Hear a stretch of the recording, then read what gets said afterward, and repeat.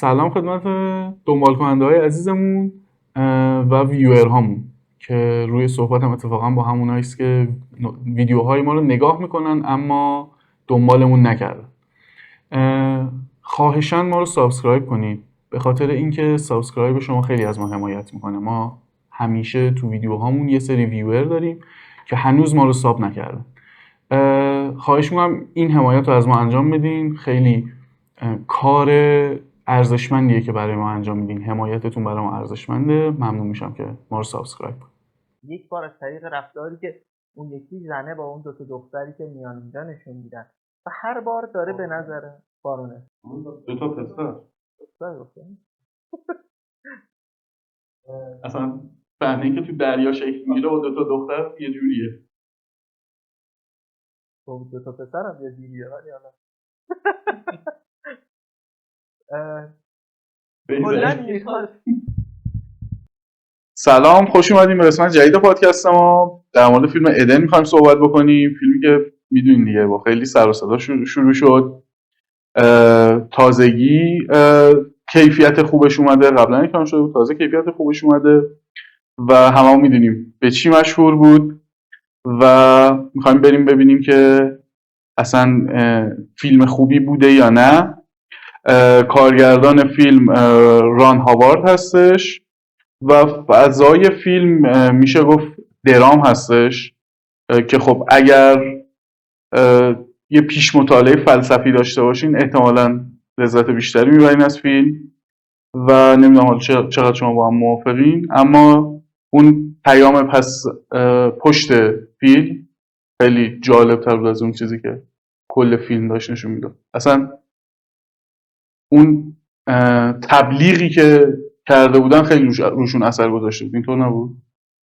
آره دقیقا همینجوری بود. یه چیزی که خیلی جالب بود برای من این بود که حالا تو اون کمپین‌های تبلیغاتی و ستاره‌هایی که بازی کردن، مخصوصا بازیگرای زنش، سه تا از جذاب‌ترین بازیگرای هالیوود بودن و یه شایعاتی بود که نمیدونم حالا تریسامو نمیدونم خودشون یعنی انگار عمدن این شایعاتو پخش کرده بودن و مصاحبه‌ای من حتی نمیدونم دیدم یا فقط خبرش خونده بودم که اصلا همینو تایید کرده بودم بازیگر و من شخصا اصلا فکر نمی‌کنم تو این فضایی که دیدیم باشه فیلم و حالا خودشون هم عمدن این کارو کردن که ذهنا رو ببرن به اون سمت، حالا یا به خاطر دیده شدن بیشتر یا اینکه بخوان غافلگیر کنن مخاطبو، ولی اصلا تو این فضا نبود. یعنی کاملا یه چیز متفاوتی از اون چیزی بود که من فکر می‌کردم. متاسفانه از دست دادیم سر و حالا من بخوام صحبت کنم در مورد فیلم، اول باید از ران هاوارد بگم، کارگردانش، که یکی از فیلمایی که من خیلی دوست دارم رو قبلا ساخته، فیلم بیوتیفول مایند که حتما دیدین با بازی خیلی خوبه راسل کرو. و حالا فیلمای مهم دیگه هم داره، راز داوینچیو داره و مثلا اون سگانه خیلی معروفی داره دیگه، از روی کتابم هست، همون راز داوینچی، شیاطین و فرشتگان و دوزخ.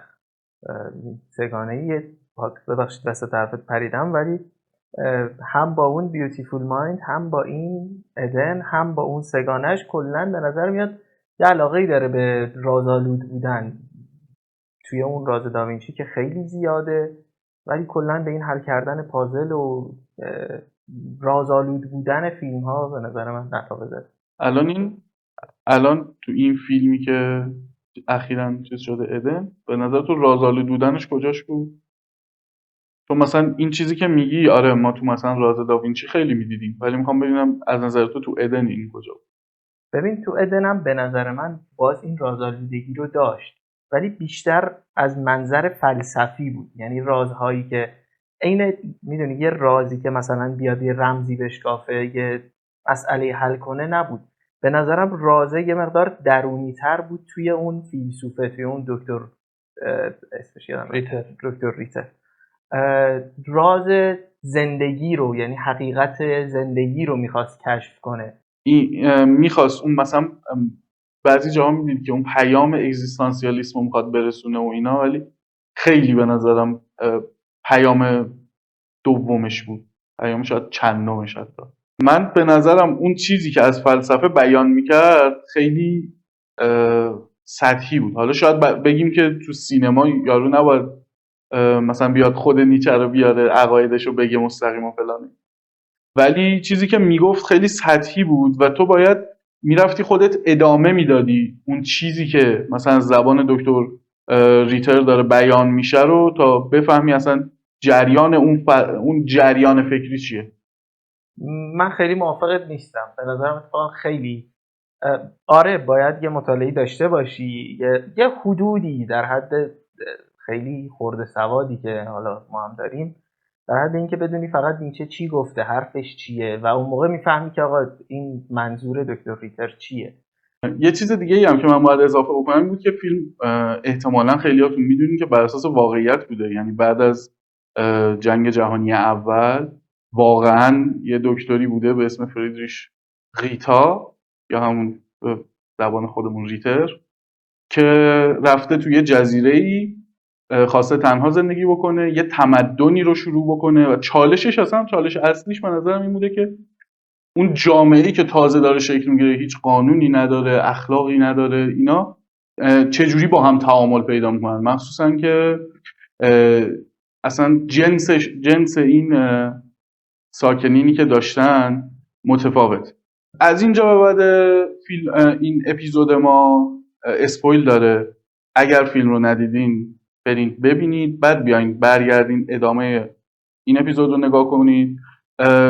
ما به احترام مخاطبا قسمت اول رو میذاریم برای بدون اسپویل و از قسمت دوم چیزایی رو از فیلم بیان میکنیم که اسپویل داره.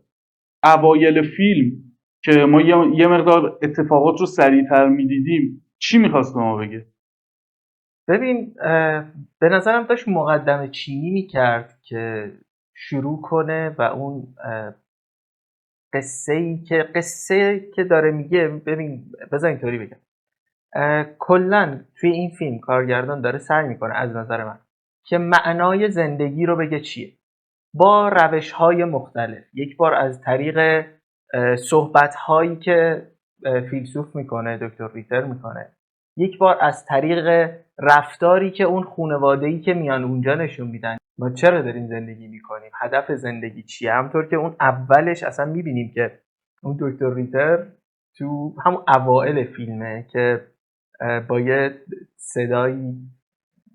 صدای نان دایجتیک میگن، حالا یه صدای وایس اووری در واقع میاد میگه که معنای زندگی معنیش درده، زندگی یعنی درد، ما با توی درد حقیقت رو پیدا میکنیم و در حقیقت رستگاری رو. این از اون اول میاد یک سری ایده هایی که این فیلسوفه داره رو در ارائه میده که میگه آقا این با چه تفکری اومده اینجا، و در طول داستان ببینیم که این تفکره هی داره عوض میشه. آره اولش خیلی تفکرات شبیه نیچه بود که باور به ابر انسان داره و میگه شما باید سختی بکشی تا به ابر انسان برسی، ولی بعدش میبینیم به بقا میرسید. ببین به نظر من چون دقیقاً داستان هم بین جنگ جهانی اول و دوم اتفاق میفته، حتی به نظر من یه جورایی اشاره به مردم آلمان هم داره، مردم آلمان اون زمان که اینا از جنگ برگشتن. خودش دقیقاً توی یه دیالوگی همون فیلسوفه با اون سربازی که برگشت اومده توی اون جزیره ویتمر با اون صحبت میکنه، میگه که ما الان بعد از جنگ دموکراسی داریم، دموکراسی به فاشیسم می انجامه و فاشیسم به جنگ، و هی همین تکرار میشه، این قضیه هی داره تکرار میشه. به نظرم شاید یک اشاراتی به زندگی جهان امروزمون هم شاید داشته باشه. خیلی نمیخوام واردش بشم، ولی به نظرم کارگردان یه قصد و غرضی داشتی که الان این فیلمو ساخته، منظوری داشت. ولی حالا اونم دقیقاً یک اشاراتی به همون موقع داره دیگه که بعد از جنگ جهانی اول آلمان میره سمت دموکراسی، دموکراسی فاشیسم رو میاره و فاشیسم جنگ رو میاره براشون، جنگ دوم رو میاره. و توی فیلم هم میبینیم دقیقاً همین اتفاق برای دکتره میفته، برای فیلسوفه، که کم کم عقایدش میره رو به فاشیسم و از اون فاشیسم به جنگ میرسه و قتل انجام میده.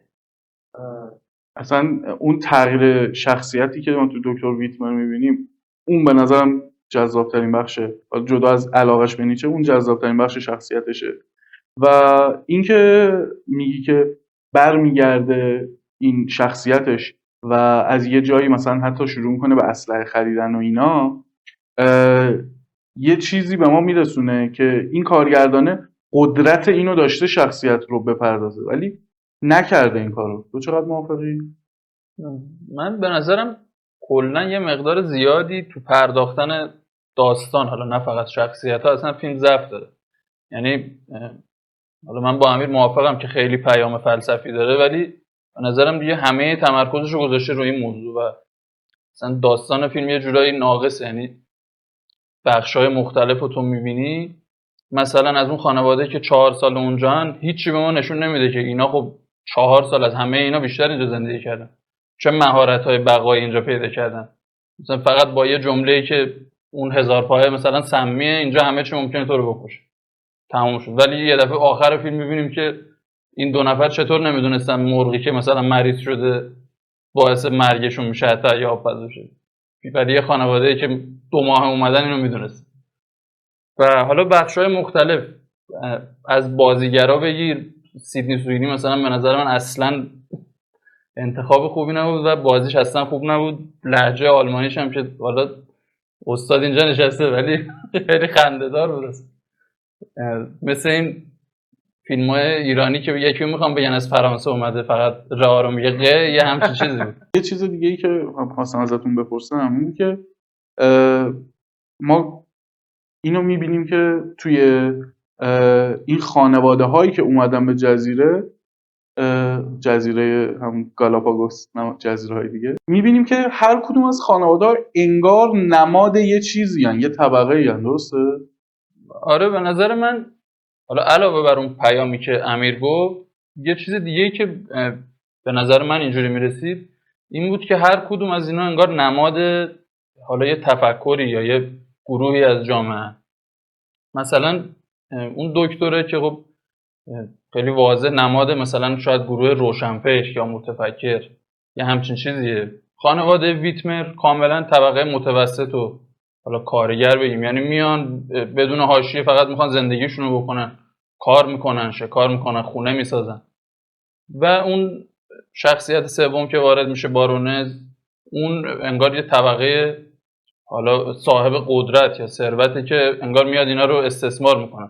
تو اولین صحنه‌ای که اصلا وارد میشه ببینیم که میره میپره تو منبع آبی که مثلا اینا با کلی زحمت برای خودشون درست کردن و انگار همه چی مال خودشه و حتی اونام که میان هیچ دفاعی از خودشون نمیتونن بکنن، بلافاصله این محافظاش حمله میکنن و مجبور میشن کنار بیان دیگه.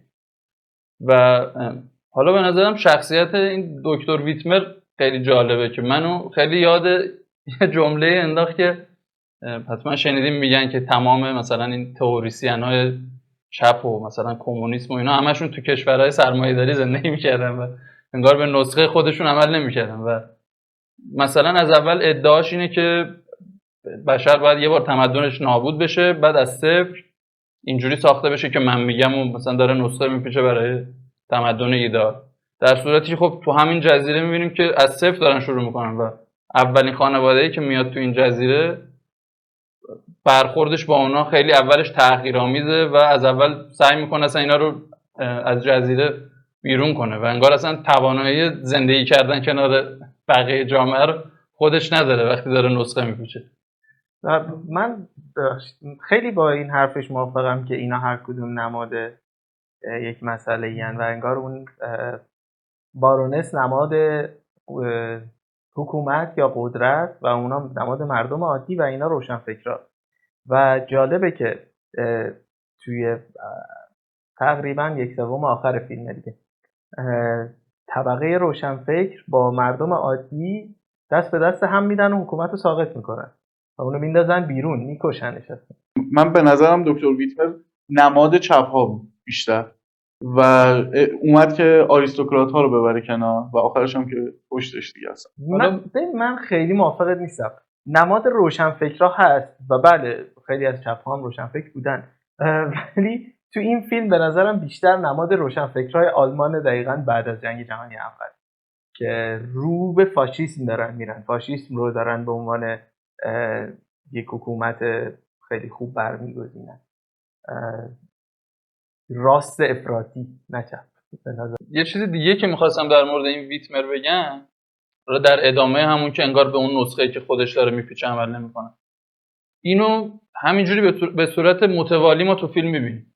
یعنی اولش که طبق اون ایده خودش میبینیم هم خودش و هم زنش، به نظرم زنش نماد پیروان مثلا این روشنفکراست و پیروانی که حالا اینا رو انگار اینه یه مرشد میبینن، یعنی خیلی خودشون نظر خودشون رو دخیل نمیکنه و فقط هر چی اینا میگن که آره این درست. و میبینیم که مثلا اینا گیاهخوارن و کاملا از خشونت باید دوری کنیم. خب نظرات دکتر هستی و زن هم هی بهش اینا رو یادآوری میکنه، ولی هر چی میره جلو دیگه عملا میرسه به بقا، یعنی میره اسلحه میخره، گرازه رو میکشه و آخرش هم که اصلا آدم میکشه. یعنی مرحله به مرحله هی از اون چیزی که خودش ادعا کرده بود میره جلو و حتی دزدی میکنه. اونجایی که میره اون وسایل رو میدوزه و زنش میگه که مثلا این چه کاریه، ما اصلا اینجور آدمی نیستیم، و میگه من میخوام غذا بخورم. حالا دقیقا همینی که تو میگی و در اثبات حرفم که میگم این فاشیسته، میخوام بگم که یه جا نشسته داره فلسفه‌شو دوباره مینویسه اواسط فیلم قبل از اینکه اون کشتیه بیاد و شروع میکنه میگه که آقا ما بحث همون درد و حقیقت زندگی و اینا رو داره میکنه و ادامهشو میگه درد به زندگی هدف و معنا میده و نشون میده که ما زنده ایم و درد به ما میگه که ما زنده ایم. گول آدمای پاک دامن رو نباید بخوریم که با اخلاقیاتشون میخوان گولمون بزنن و دقیقا دوربینم اشاره میکنه به همون خانواده و میگه همینطور آدمای اوباش دام الخمر فلان بهمان اینا هم میخوان حواسمون رو پرت کنن و ما رو مثل حیوانای بیعقل کنن. بعد پشیمون میشه میگه نه، با فسادشون میخوان ما رو نابود کنن، پس ما باید اول نابودشون کنیم چون که هدف ما والاتره، هدف ما بهتره. دقیقا این هم میگه، اول میگه هدف ما والاتره، بعد هدف ما رو داره و اینکه هدف ما چیه که باید اینا رو نابود کنیم هی میمونه توش، هی عوضش میکنه و این خود فاشیسمه که میگه آقا ما هدف من والاتر از توه، پس من باید تو رو نابود کنم تا تو به هدفت نرسی من به هدفم برسم. اصلا زندگی دکتر ویتمر پر از این تناقضات بوده، اینکه شخصیتش عوض میشه و اینا. خیلی خط فکری رو از اول تا آخر دنبال نکرده. حتی جایی عجیب میشه این قضیه که بدونیم یه فرد گیاهخوار و احساس مسئولیت غذایی برده. ولی یه چیزی که از اول تا آخر به نظرم تو شخصیتش ثابته و خیلی بهش تاکید داره تو فیلم، ریاکاریشه. یعنی از همون اولم واکنشی که نشون میده نسبت به روزنامه، اینا رو نوشتن در مورد من، ولی اونجا که اون بارونز اینو در موردش میگه میبینیم که واقعا همینه دیگه. یعنی خودش هی نامه مینویسه به روزنامه‌ها که در موردش حرف بزنن، ولی یه جور رفتار میکنه که ای بابا چرا در مورد من مثلا دارم حرف میزنم، و تا آخرم همینه دیگه. حتی بعد از اینکه با ویتمر متحد میشه و اون بارونزو میکشن، فوری میره نامه مینویسه که ویتمرم از جزیره بره بیرون. یعنی اونجا هم حتی صادق نیست به اون حرفی که به ویتمر زده. حالا در مورد ویتمر من بخوام بگم، یه جمله‌ای هست که هنکاک، اون آمریکاییه که میاد از اینا فیلمی تهیه میکنن، اون به ویتمر میگه که اینا دقیقاً عینیت این جمله survival of the fittest، یعنی بقای سازگارترینه. و تو فیلم هم اینو ما کاملا میبینیم. یعنی اینا که نه انگیزه های مثلا مالی مثل اون بارونز دارن، نه مثل اون خانواده ریتر مثلا ریاکارن یا دنبال حالا چیزایی به غیر از خود اصل زندگی هن. فقط اومدن زندگی کنن، بازارشون به کسی نمیرسه و یه خانواده هم هستن، در صورتی که اون یکی گروه ها، اون اولیه که اصلا اعتقادی به خانواده نداشتن دکتر، و اون سومی که اصلا هیچ. اینو نشون میده که انگار راه مثلا رستگاری همینه، آقا یه زندگی ساده و یعنی همون چیزی که از اول میدونیم آقا هدف زندگی اینه، تشکیل خانواده، آزارت به کسی نرسه و اینا. آره. ولی یه چیزی هم هستا، ببین آره شاید پیام فیلم این باشه که میگه خانواده خوبه، خانواده داشتن این ادا اصولای روشنفکری خوب نیست، گیاهخواری خوب نیست. به نظرم خیلی داره به این اشاره میکنه، ولی یه جایش هست که خودش انگار تو این جوابش میمونه، جایی که اون دکتر پیتر از اون خانواده ویتمر میپرسه که خب چرا بچه دار شدی؟ این میگه خب همه میشن، طبیعیه. میگه خب چرا؟ و اینا جوابی ندارن بهش بدن. دقیقاً. آقا به نظرم این عمدن منظورش اینه که آقا لازم نیست هی بری دنبال همه این چرا. شاید یه مقدار به طبیعت خودت برگرد، مثلا یه همچین چیزی که من می‌خواستم اضافه بکنم اینه که ما با همه حالا اکثر جریان‌های فکری که تو فیلم بود پرداختیم، ولی یه چیزی که خیلی واضح و مبرهن بود اون نارسیسیست بودن بارونس آنا د آرماس بود. حقم داره ها، البته من خیلی خورده‌ای بهشون نمیگیرم، ولی این خیلی دیگه واضح بود. خیلی اشاره میکرد به کتاب تصویر دوریان گری، اگه یادتون باشه، مال اسکار وایلد، که میگفت که این کتاب نمیدونم همه جا میبرم. بعد میگفت که چقدر خوبه، فکر کن همیشه جوون بمونی. و اون زن دکتر هم میگفت که آقا اسکار وایلد منظورش این نبوده. و آره دقیقاً به نظر من سرنوشت خود همین بارونت خیلی شبیه دوریان گریه توی همون کتاب، که خب هیچ وقت پیر نمیشه، همیشه اون زیباییشو داره و به هر کثافتی دست میزنه و در نهایت باز خودشه که میمیره و بازنده. به جنبه داستانی فیلم پرداختیم، یه مقدار بریم ساختاری رو بررسی کنیم. یه فیلم کاملا کلاسیک بود دیگه، یه داستانی روایت میکرد. حالا من میخواستم اینو اشاره کنم که به نظرم این داستانه، خب داستان واقعیه دیگه، خیلی میتونست جذابتر و گفتم انقدر تمرکز داشت رو اون بخشای حالا شاید معنایی و فلسفیش، واقعا اصلا داستانه حیف شده بود.